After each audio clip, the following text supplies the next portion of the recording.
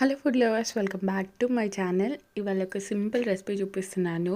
నిజంగా గ్రేవీకి తగ్గట్టు ఎంత బాగుందో తెలుసా, ఎంత చిక్కగా వచ్చిందో తెలుసా. చాలా అంటే చాలా బాగుంది. శ్రావణ మాసం కదా, మోస్ట్లీ నాన్ వెజ్ తినే వాళ్ళు చాలామంది ఉంటారు. అందుకని సింపుల్గా ఇలా కర్రీ చేసి పెట్టండి, మీ వాళ్ళకి చాలా బాగా నచ్చుతుంది. యాజ్ యూజువల్ మీకు తెలిసిందే కదా, ఎగ్ తింటే ఏం బెనిఫిట్స్ ఉంటాయి అనేది. Vitamin D, vitamin B12 and protein and gym వెళ్ళే వాళ్ళకైతే ఇది బాగా యూజ్ అవుతుంది. ఈ ఎగ్ కర్రీ అయితే అన్నంలోకి చపాతీలోకి పర్ఫెక్ట్గా ఉంటుంది. అసలు ఇందులో మసాలాలు అనేది లేకుండా చేశాను. నిజంగా చెప్తున్నాను, పర్ఫెక్ట్ అంటే పర్ఫెక్ట్గా ఉంటుంది.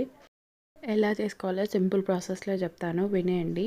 ఇది ఆయిల్తో చేశాను కదా, ఒకవేళ మీకు నచ్చకపోతే గీ కూడా యాడ్ చేసుకోండి, ఇంకా సూపర్గా ఉంటుంది టేస్ట్. ఫస్ట్ ఒక కడాయి తీసుకొని అందులో కొంచెం ఆయిల్ వేసుకోండి, ఎక్కువ వద్దు. ఆనియన్స్, పచ్చిమిరపకాయలు వేసుకొని వేయించుకోండి. అది కొంచెం వేగిన తర్వాత అందులో అల్లం పేస్ట్ వేసుకోండి. అది కూడా వేయించుకున్న తర్వాత టమాటోస్ వేసుకోండి. అది కొంచెం మగ్గిన తర్వాత అందులోనే పసుపు కూడా వేసుకోండి.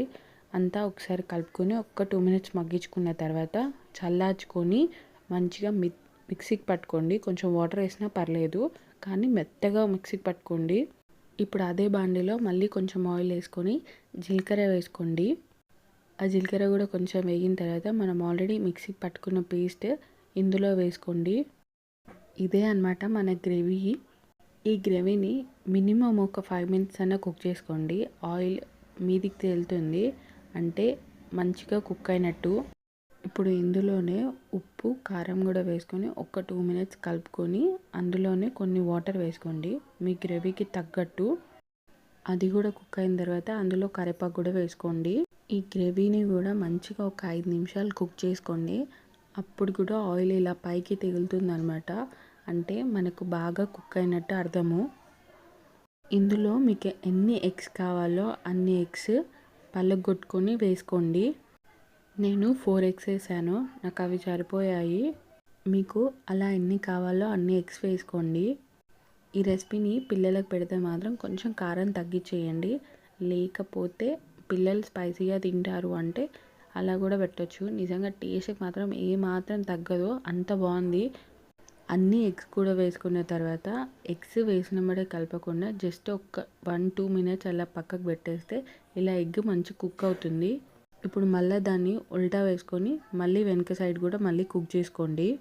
మీకు ఈ కుకింగ్ ప్రాసెస్ చూసి లేకపోతే నేను చెప్తున్నానని ప్రాసెస్ టైమింగ్ ఎక్కువ పడుతుందేమో అని అనుకుంటారు. అలా ఏముండదు, 10 minutesలో అయిపోతుంది కర్రీ.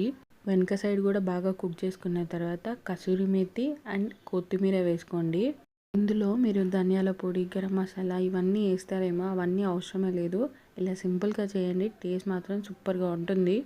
అండ్ ఈ రెసిపీ మీకు నచ్చితే లైక్ చేయండి, షేర్ చేయండి అండ్ సబ్స్క్రైబ్ చేసుకోండి. మీకు ఎలా అనిపించిందో కామెంట్లో చెప్పడం మర్చిపోవద్దు. And keep watching my channel.